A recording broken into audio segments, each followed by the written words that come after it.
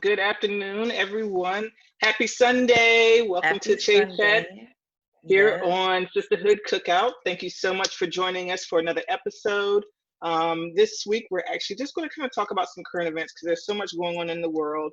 We want to see how all of our ladies are coping with what's going on, how you're protecting your energy, how you're kind of moving through all of this change that's happening. So we just kind of wanted to open the floor for people to kind of voice how they're feeling, some of the things that they're doing to kind of help you through this time so we can share that with our sisters. So thank you so much for joining us this weekend.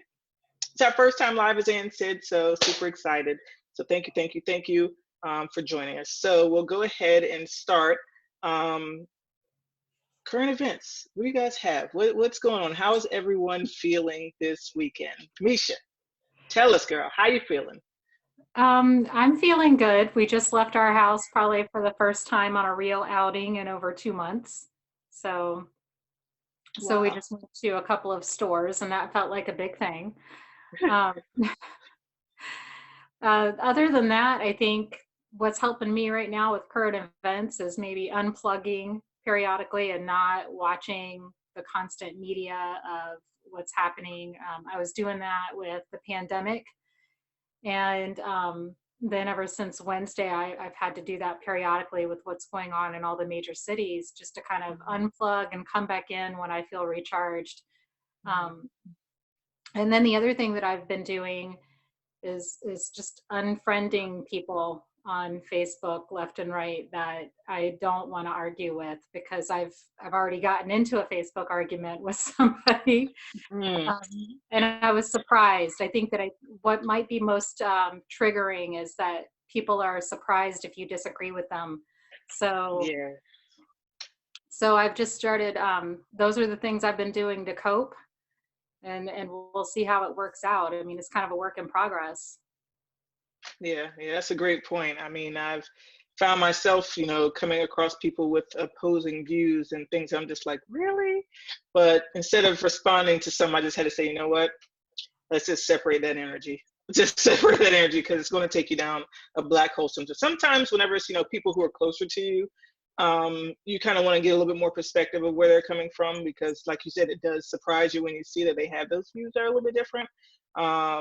But yeah, for the most part, you just kind of have to do what you have to do to protect your energy. So I totally agree. Erica. Protect my energy, baby. Protect my energy.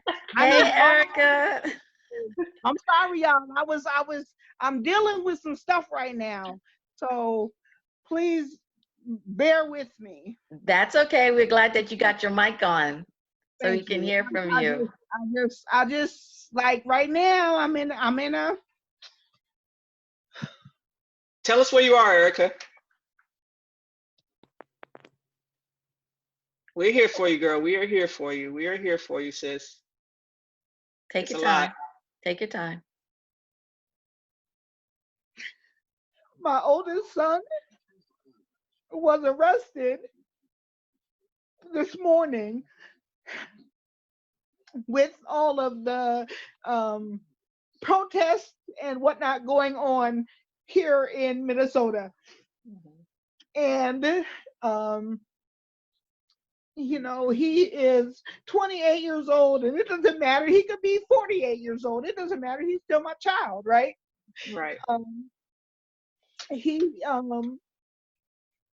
was out with people that he knows, his friends, whatever the case would be, and they they disobeyed the current curfew that they had going on. Now, what I understand at this point, after having had a really horrible conversation with him one time, is that my son is a licensed, conceal and carry. He's a responsible person, and he and his friends were out in Minneapolis, from what I could gather from this horrible phone call between he and I, is that he was they were trying to get to his truck, and that we know that there have been some instigators who have been coming into our state trying to, you know, cause problems, right? They've been, you know, I don't know, whatever you want to call it. They've been like, you know, burning up things and causing problems, right? And so we knew yesterday that there were people who were coming into the state to try to instigate in problems. So he told me that he had heard that there were some individuals who were trying to, they were running around in vehicles that were shooting at you know, Native American and other minority individuals, and so they were on high alert because of that. And so when he and his friends were trying to get to his truck, his vehicle, one of his friends had been, what they heard, basically they heard shots fired, and so his friend had been hit like a couple of times. They didn't know at the time that it was like rubber bullets, but his friend was hit a couple of times. He was hit, and when he was hit, he returned fire. Now, he did not know, like I said at the time, that it was the police that were shooting at them. He returned fire and has been arrested and charged with assault because he returned fire upon someone who was unidentified. And you know, that's what we know at this point. So he is currently being held on a no bond release until potentially Tuesday for assault. I don't know. I'm assuming it will probably be felony assault, but I don't know at this point. I've already contacted an attorney, and so that's what we're dealing with. There are no words. There's no words. I have no idea what to say except for I am hope that this turns around in your favor, because it's so difficult right now with everything going on and lines are being drawn, and Yeah, you know, we don't know what side. he told, I was able to talk to him today. He said that, you know, when he was fired on and hit, and he returned fire after he was fired on, and then he had, when they had approached him and his friends, when we were trying to get into his truck, he said that he had, when they identified who they were, he put the gun away after he had already, you know, they exchanged, the gunfire had already exchanged, and so he threw the gun, and then he laid out and, you know, made himself available for arrest, so to speak, right? And he said they beat the shit out of him, right, before they arrested him, of course, because that's what the police do, right? Mm-hmm. And he is currently waiting on arraignment because we don't know anything until at the earliest tomorrow. So I am dealing with my son, who has never been arrested, never had any issue, being arrested and having the shit kicked out of him because he was protecting himself based on shots being fired at him without being identified at who it was that was firing shots at him. And it's just frustrating. Like I'm trying to hold it all together and, you know, prepare legal defense and all of this. And I'm just at a loss right now. Yeah, totally understandable. I mean, I couldn't, it's a lot. There's so many layers to what's going on, so many layers. And to have to process that deep, we stay prayerful that things are going to come through in your favor. Yes. Thank you. Yeah. 2020 has been the most challenging of all the years I've been on this earth. I've never had to deal with as many, and I've gone through a lot. There's things that I'm still going through and dealing with, but nothing that has been more widespread worldwide than 2020. This is the one year for the history books. Like everybody is going to remember what they did in 2020, where they were, one, because you're home, and then second, like what is going on, because the injustices of the world are being addressed, and it's being addressed only because now we have evidence that it's been happening. Now, we of course all on this call right now are of color. And I know Misha personally, and she is, if you don't mind me giving this away, she's Native American, from Alaska. And her generational injustice is just as evident as the African Americans and African descent injustices of the world. The only problem is that we never have proof. It's always word against word, and the word of our ancestors were never taken in consideration. And I'm not pointing fingers at any one person or what their past has done or has created to make this situation, but it's unaddressed because we never have proof. Now, with the technology we have today, the only reason these things are coming up, the only reason these things are being addressed is because now we can show. So these are not new to us. We know this. We've lived this. It has been passed down to us on this is the way our lives are. But now we can show the rest of the world it's not always us. It is on the other side being instigated to the point of justifying their actions. Right. Never promoting violence, never promoting injustice, just justice. Yeah. If they're wrong, they're wrong. If they're right, look at everything. Don't just take the word of one because that is because of them. No, it's not. It's not always one-sided. And okay, we're going to talk about the violence and with the police injustice. I'm not anti-police.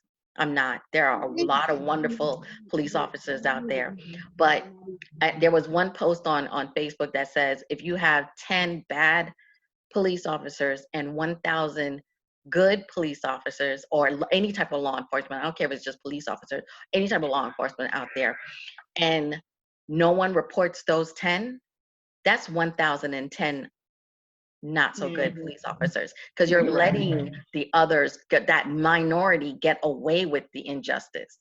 Here's a really good analogy that came to me. So my family is a military family. My husband, 2 of my sons, one is active duty. The one who is currently incarcerated is a veteran. My mother, my brother, my stepfather, like my grandmother, like when I say generationally, we are military family, right? Right. And we had a call on Monday that there's two things that came to my mind that made total sense, right? One of them was that people who are in the military have this no man left behind mentality, right? And so they talk about, through basic training, everybody, the whole platoon. Did we lose her audio? Yes, we Erica, did. we lost your audio. We lost your audio. Let me unmute her. I think I can. Okay. No, she has to do it. Erica? She's going. Going in. We can't hear you. We can't hear you. There you go. There you go. You were muted that whole time. That whole time. We didn't hear a word, but we felt the energy. Right. Okay, let me restart. Okay, so I was saying my entire family is a military family, and they have this idea that through basic training, you have a platoon, right? And the platoon has this no man left behind mentality, okay? So if during that process, you as a platoon, you have one particular soldier who is not meeting par, is not living up to what the entire platoon needs, then the entire platoon is going to suffer, right? So your first sergeant or whatever is going to what they call smoke your entire platoon because of one particular individual who's not living up to what they need to do, right? And so because that happens, eventually the platoon will take it upon themselves to bring this individual up to speed. They're gonna make them, do PT or whatever it is that they're lacking in that's causing everybody else in the entire platoon to suffer, because they don't want to continue to suffer because of the quote unquote weakest link, right? Right. Okay. So if as a platoon you make the decision that we're not going to correct the division or the whatever this individual's shortcomings, if we're not going to correct that, then whatever happens from our first sergeant, because if we make the decision as a platoon not to correct this individual, then we are a product of whatever the weakest link is. Okay, right. We're going to suffer because we made the choice to not correct their behavior, right? And so I look at the current state of the police force, right? And everybody says, oh, yes, there's good cops and there's bad cops. That's very true. We all know that there's good cops and there's bad cops. But at the end of the day, if the good cops are not calling out the bad cops, if the good cops are not correcting the bad cops' behavior, they are going to suffer the consequences of what all of the bad cops are doing. And so if you make the choice as a good cop to say, I'm going to ignore what these bad cops are doing, you cannot then cry wolf and say, oh, well, it's me, I'm a good cop, I didn't do it, when you know your bad cops are out here causing a bad name for you.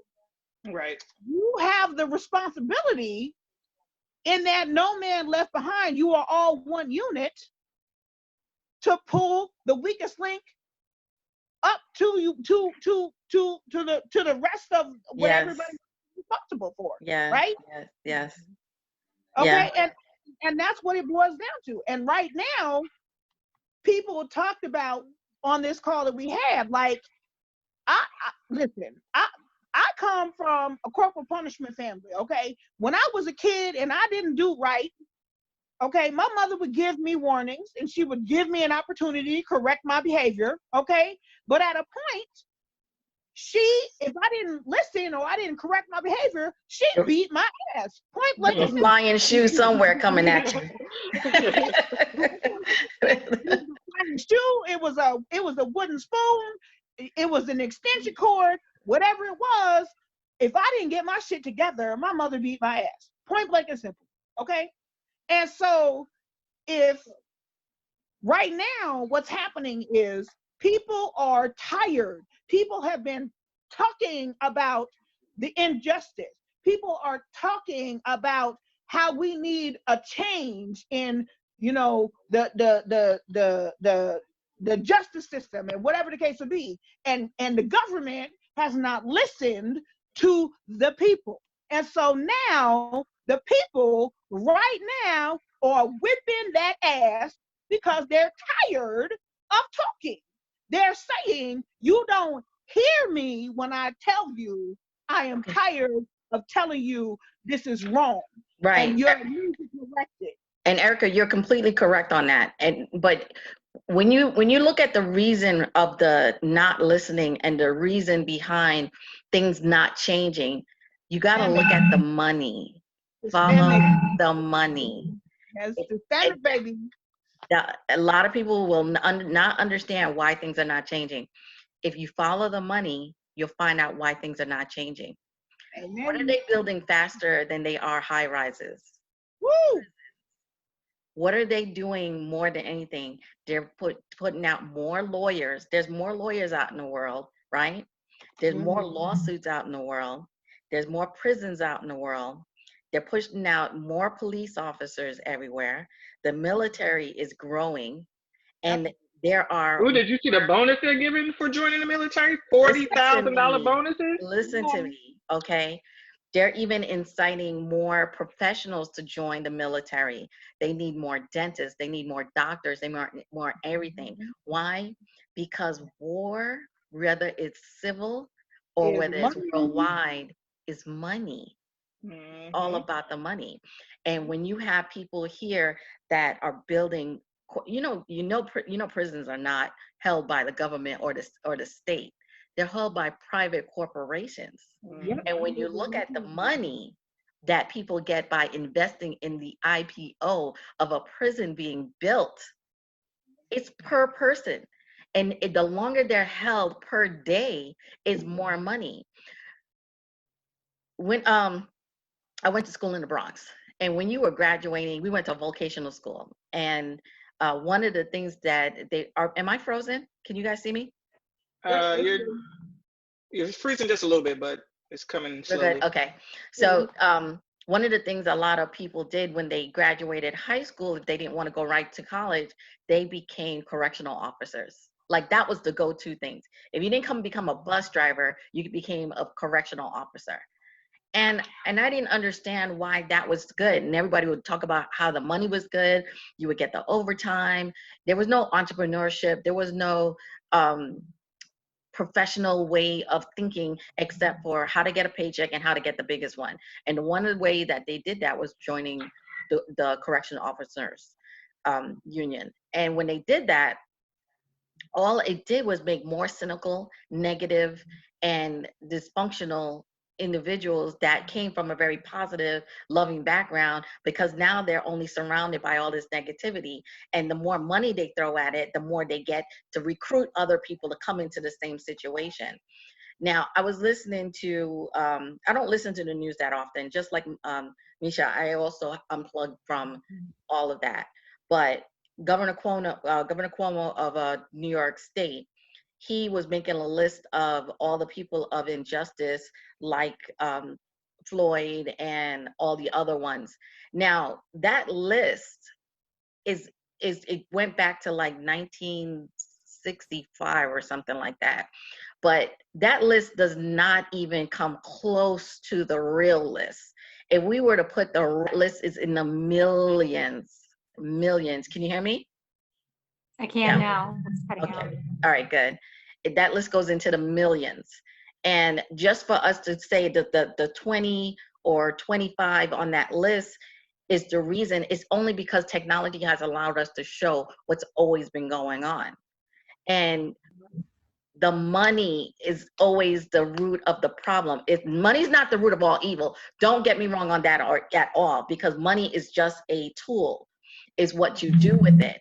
And the ones who control and are using that as a negative tool, that is where we're getting all of this injustice from, because it's showing that we don't have any rights and we shouldn't do anything because we can't afford to get ourselves out of the situation and make things right for ourselves.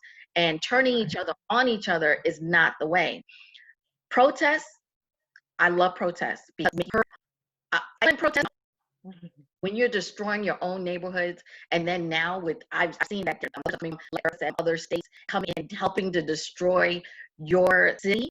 That's not right. And the fun part, once that people doing it and got a closer look, because of technology, there were people in hoods, and they were not of that hood. I love y'all. Listen, I love y'all, but I gotta go. I got company. I gotta entertain my company. Not a problem. Thank you so much for sharing. We'll pray for you and your family and your son. Yes. We're praying for you. Love you. Bye. Love you. I'll call you later, Erica. Okay, thank you. Sorry. I'm sorry. Yes. So I hope this is. Can you go in and mute her mic until it disconnects? Yeah, I can mute her. Okay. Okay, she's muted. Okay. Okay. So this is why we wanted to have this live discussion today, this week, rather than have our recorded Chaise Chat normal conversation. And I was hoping more people would come in, but I am so happy, Misha, that you're here, because I would love to hear your take on, the pandemic has been one thing, and being safe and securing your family and making sure you're still able to take care of and finance your lifestyle. And that's not hard compared to just securing your own life is another reason. And then we have other government officials that are coming on and they're downplaying the seriousness of the brutality that we go in. Because I have sons, okay? They're Black, and I have white friends, and they have sons. They don't prepare their children to walk out the front door like we have to prepare our children to walk out the front door. And it's not understood, like when they were doing the take the knee during the Super Bowl and all the other sports events, they weren't getting that. They didn't understand it. They're like, there's a time and place for everything. This is not it. Go and play ball and just be quiet. That's the silencing. Your platform is your platform. If that's where you can get the people to see and understand, then that's the platform. But for the ones who are saying that there's a time and place for everything, so when are you supposed to let you know that this is not right and this is not something that's hard? Only when we entertain you? Interesting. Right. Well, even that isn't accepted. I feel like what frustrates me, and this is the reason why I've unfriended people, is seeing like the Martin Luther King memes where it's like, well, he peacefully protested and he changed the world. And I'm like, but did he? I mean, if it's still going on, then he wasn't successful. And that's probably where this frustration is all coming from, is that no matter how it's done, no matter how the protest is done, it is ignored, or it is, it's demonized. So that's where my unfriending started today. I'm just like, I can't, because the problem, and this is where I get into political arguments with friends, if somebody is going to support somebody, like only now, I feel like this has only been in the past 4 years, but if somebody supports a different politician than me, I cannot convince them otherwise. They're going to be stuck in that mindset. They're going to, like I had made a post sometime last week about how Trump wasn't going to have the ceremony and put up Obama's portrait. And I had some surprising attacks from people that are on my friend list. They're like, yeah, but, blah, blah, blah. And one friend posted like and he numbered 40 things he felt that Obama had done wrong in his presidency. And I said, listen, I don't go on your timeline, and you post a lot about how you support Trump. And I don't go on your timeline and do this. This is not what you need to do, because you're not going to change my mind. Right. And this isn't going to do it. And so I feel like it spills over. That's a part of the pandemic, getting into these arguments over whether or not you should wear a mask when you go out into the store. I was a retail worker for 20 years. Wear the mask. They have no choice but to be there. Or, if somebody supports a really right-wing ideology, or if somebody is now saying that violent protests are illegitimate, you're not going to be able to change their mind. And so that's why you almost have to decide how you want to deal with them. Do you want to unfriend them? What do you do? But their minds can't be changed. Yeah, that's so true. Welcome, Kitty. Hey, Aaliyah. Thank you for joining us. We're just having discussions about some current events and so forth, and just kind of letting everyone view their opinion. Misha was just talking about, how people have different opposing political views and how sometimes you have to filter that, on your social media and so forth. So what Yeah. are some I'm sorry, Misha, were you finished? Was there anything else that you wanted to add? Yeah, sure. I mean, that's my only coping mechanism. I'm stuck in the house like mostly everybody else, and my politicians, I live in Georgia, and the politicians here have basically been undermining the pandemic all along. And I can say that I'm happy that the mayor came out yesterday on film and, made an impassioned plea for people to respect the neighborhood, because this is still, we all live here. So it's a matter of just respecting the neighborhood. But it's the only thing I think we can really honestly do is use the power of the vote, because you're never going to out argue somebody that has got their foot stuck in the mud, and they're not gonna move. Right. And Misha, I'd actually be interested to learn, what is the temperature in the Native American community right now?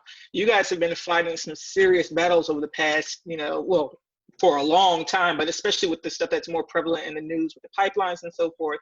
What is the current temperature within the community right now with everything that's going on?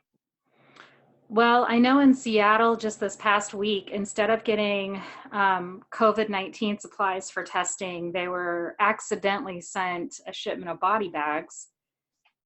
And that was to a county that was in Seattle, and it was sent to a Native American county level health facility.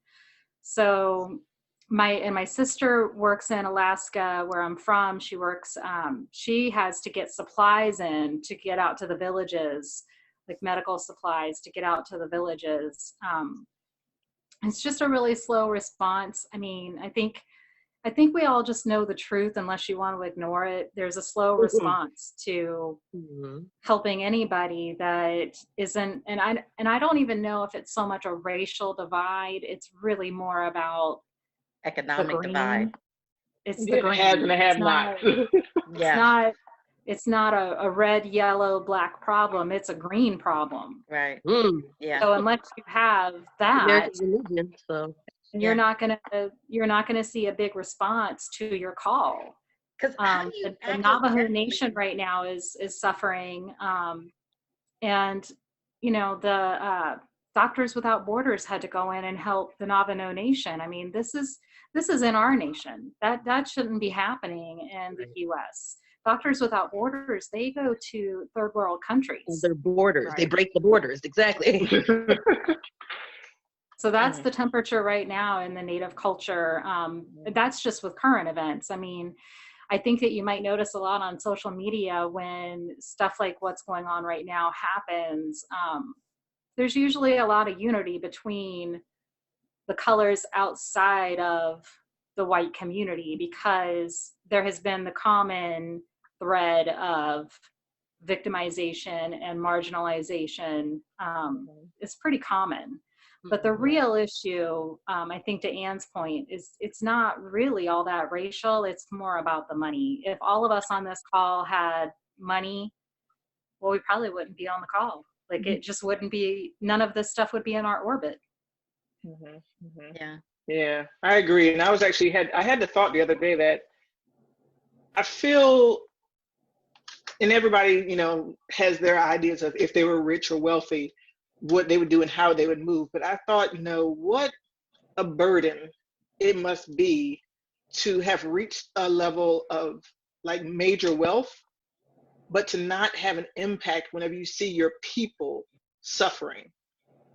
And so I would think that at some level, some of those people are trying to do things, probably more so behind the scenes, to help support the communities. But then again, some are just sticking their head in the sand and like, well, it doesn't affect me.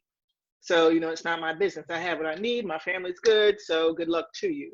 So yeah, it's definitely, something you have to kind of search your own soul, I guess, and figure out, how you would address it. What could you do? And let that be your motivation to get to that level of wealth. That's a good one too, because when it comes down to what can you do, it's a psychological conditioning of our past that hasn't caught up, hasn't been diminished in our present. when you think about the ones who can afford to do something, but the ones that won't do something when they can, it's a conditioning that has always been 12 Years a Slave is the perfect example of this exact thing. I don't know if you guys saw it, but if you go and you see the scene where he's hung in on a tree in the middle of the where all the slaves live, in all the housing in the slaves, he's hung on a tree for days. Kids are playing around him. Adults are just walking by him. Some won't even try to make eye contact with him. That's a conditioning from then and beyond, because as long as you mind your business, as long as you keep your mouth shut, as long as you just, do what you're told, then you and yours won't be punished. Right. But it's not until the minority of the 1% that's like, you know what, we are not born into this. This is not something that it should be. Why things have changed to the point where we are today. Doctors, lawyers, entrepreneurs, whatever, can be on a Zoom talking our minds, but it's still a part of that conditioning that continues today, because the ones that's like, oh, I don't know what you out there doing protesting for, they're not going to do anything. Keep your mouth shut and mind your business. Doesn't this sound like the same thing back then? Right. Right. And in all the nations at the nations that have been affected by invasion of the colonies and the what they claim to be the improving of your lifestyle. What was wrong with our lifestyle before? Right. Because the native Indian had one of the best lifestyle. They had all this country. They had living off the land. They worshiped nature as it was, and there was no improvement except for just getting through the seasons. Now we got to get through walking across the street. Right. I mean, does anybody else have an opinion on that? Because that to me is amazing. Like, I'm baffled every day. Yeah, no, it's so true, so true. Aaliyah, I know you got some thoughts, girl. You should have tried to be quiet. I know you got some opinions. There's so much to say. I wanted to ask, I'm glad I didn't forget. Misha, earlier you said something about a mayor made a statement. Was that the mayor of the city you live in, or the mayor of Atlanta? Yeah, well, the mayor of Atlanta, because I live in a suburb of Atlanta, and probably, as Ann might be able to tell you, I might as well be a world away from Midtown, just being in a suburb of Atlanta because of how big it is. But I was glad that she had gone on and made a statement. Because Atlanta was affected Thursday night. There was a lot of violence and just a lot of turmoil. So, but that's what it has to be, because our governor is very right wing and will not.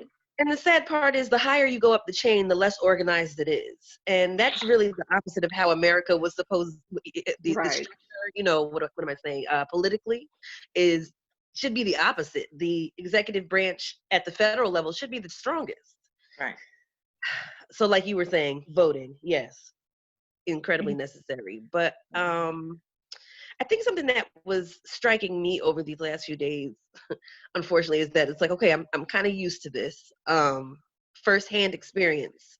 Someone I used to live with was shot and killed by the police in Florida. So I'm almost like, yeah, I'm familiar with that. I was having a hard time with a friend that I'd known since junior high school, Italian girl who is part of our county legislation here in Westchester, failing to make any statement since the passing of Mr. Floyd. She finally said something Friday night, and she actually acknowledged her silence, and that the silence was kind of the opposite of what she felt, but that she didn't want to tap the mic as a white girl. So she was kind of hanging back, and then she was told, I don't know if it dawned on her if someone told her that it was kind of like sending the wrong message. So she made a statement, but it was kind of just telling in how the profound effect that these incidents regarding the deaths of innocent Black people can have on your psyche and on your ability to function and feel safe in the world, and to just kind of be the paranoia that can come from it because, you know, oh, so can I trust this person? I thought I could. I'm not 100% sure. Oh, okay. And then adjusting to that new piece of information. But luckily that wasn't the case. But I was in that headspace for a moment. Yeah.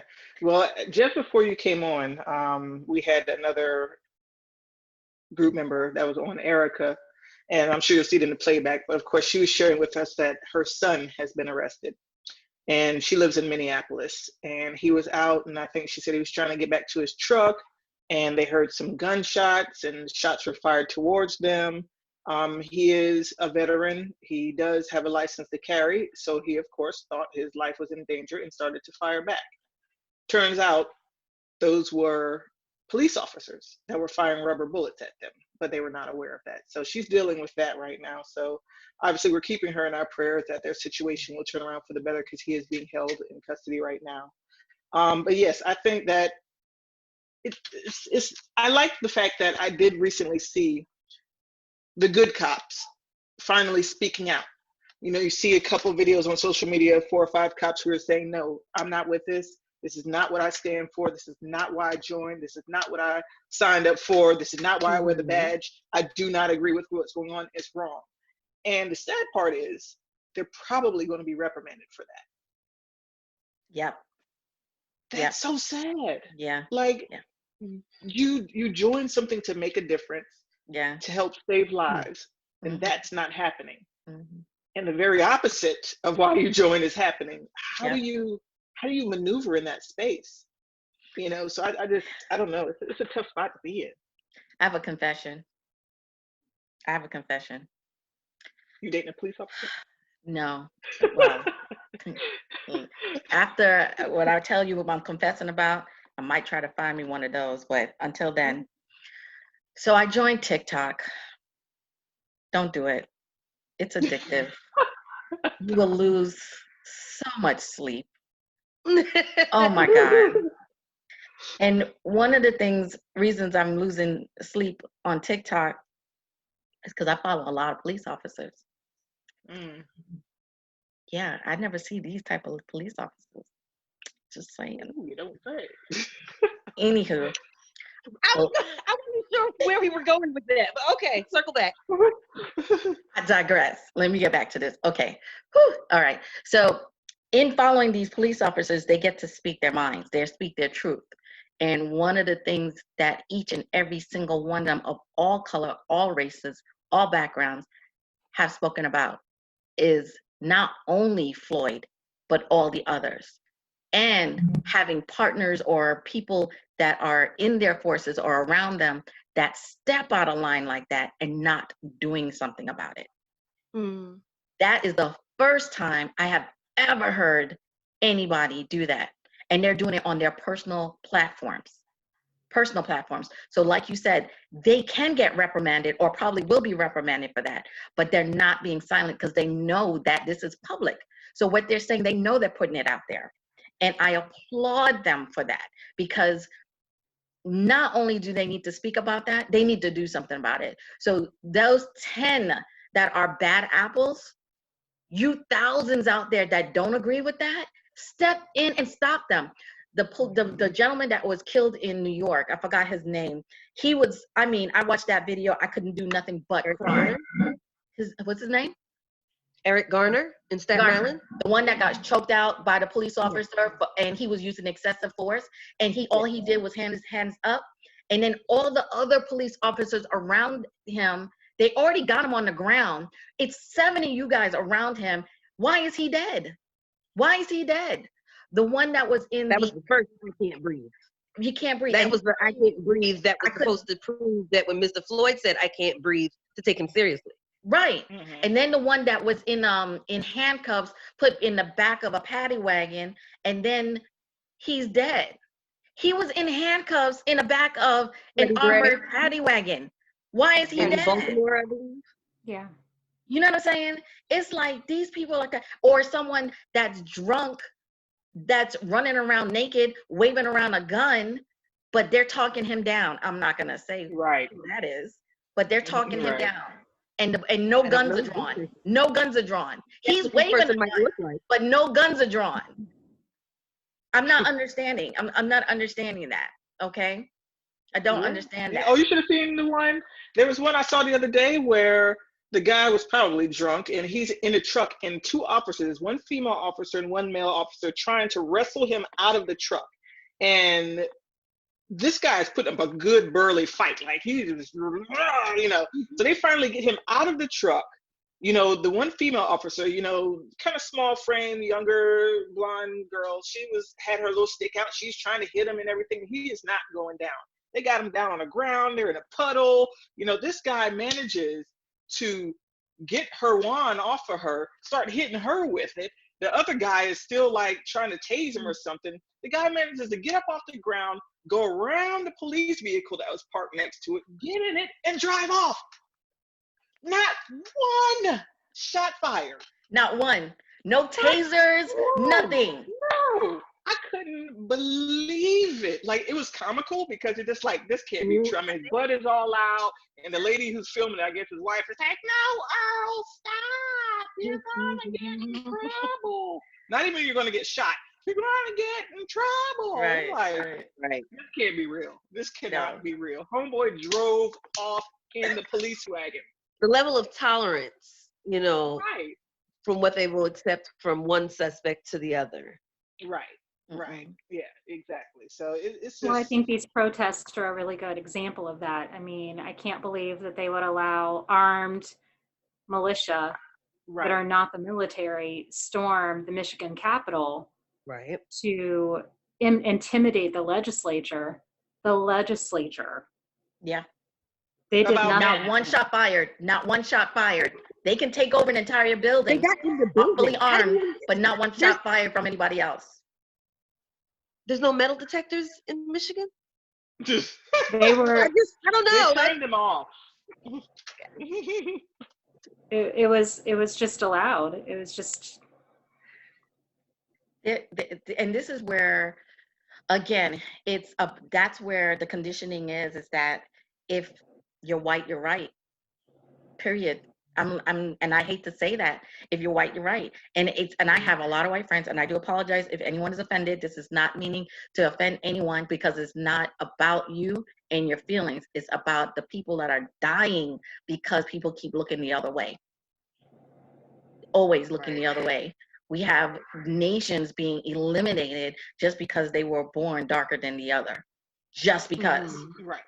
And the fact that you're more intelligent, the fact that you are more wealthy, the fact that you're healthy, none of that matters. None of all of that progress that you've accomplished, your accomplishment, nothing matter. The only thing is how deep do you tan?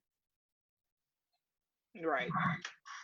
You know, or sometimes, I mean, I hate to say this, but how does your eye slant? Like, really? Right. Does that matter? Really? That's really not the fact that my inner peace and my inner love and my inner self is beautiful, but what you see right there, right here, you know. Exactly. And that's how and that discussion could go so far and so long, because how many people have to adjust to one type of mindset, that this is the way everybody should look or act or behave. Period.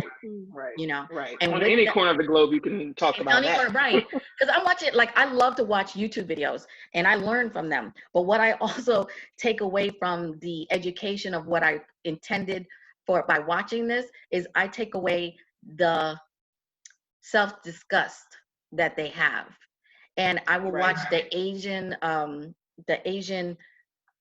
makeup tutorials where they are at the point where they are nowhere near their natural self when they finish their makeup. Like, they have no nose, they have no chin, they have like cut off half their face.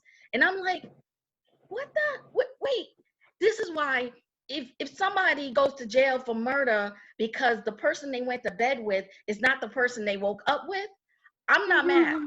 I'm sorry. I've said that many times. Do not change your entire appearance. If I take off, I got a little bit of something on because I knew I was going to be on camera. I didn't want to look like I just woke up. But if I take it off, guess what? You still get me. You know what I'm saying? Not as cute, but it's okay. But I'm here. You know what I'm saying? You know it's me.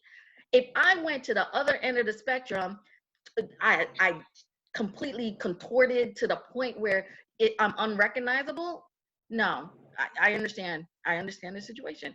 That's not the same person you went to bed with. Don't do that. Be you, love you. Just improve on your little features that you think just need a little enhancement. Don't become a whole new person. You know what I mean? Yeah. Well, Again, I they say do that Self-love, self-image. because say it again. they do that because in Asia, those that have money don't have to work out in the fields. And if you work out in the fields, you get darker because you're going to be out there in the sun. So it represents money. It represents Classism, right. status. Yeah, because they use white powder, like they become porcelain. They use white powder, porcelain, and that. But it's funny you say that, Misha. That's not only their culture. The Black culture is the same thing. The darker you are, the more of a slave you are. The lighter you are, the more of a house person you are. So yeah, so that is definitely equated to wealth. The lighter you are, the longer your nails are. That's why everybody wants these long nails. Whether it's you can grow them or you go buy them, that you got your long nails. That's equated to wealth, and complexion is equated to wealth. So. I didn't buy them, I made them. And there's nothing wrong with enhancing what you like about yourself or what you'd like to improve, but just keep in mind, keep the real you somewhere closer to the surface. You know, that's all I'm saying. Right, yeah. But I Yeah. mean, we were speaking And going earlier. back to your other point too. Oh, go ahead, Leah. I was just saying, I think Alicia, you made the point earlier that, or no, I'm sorry, it was Ann, about money, and how at the end of the day, this is what we're really fighting more so even than race. With that money and with all of the power that goes with it, there's also a message about what's valuable and what's attractive. You know what I mean? And so, in an effort to find an identity or try to belong with that group because you want to be a part of that group so much. You know what I mean? That this is the lens that you'll go to, even though you're not really fooling anyone. You know what I mean? But this is what you have to aspire to, because that's where that's I'm bad and that's good, and I want to be good. Inherently, as humans, we want to be good, but there's a very small group of people that is controlling the narrative about what is good. Right.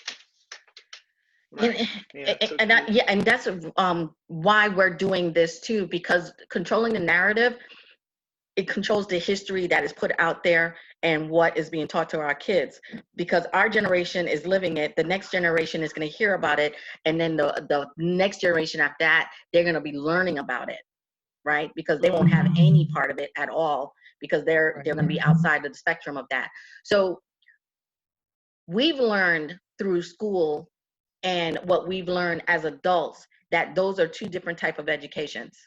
One is how one set wants you to learn things and will take the truth and twist it to the point where no one can even remember what the original truth was.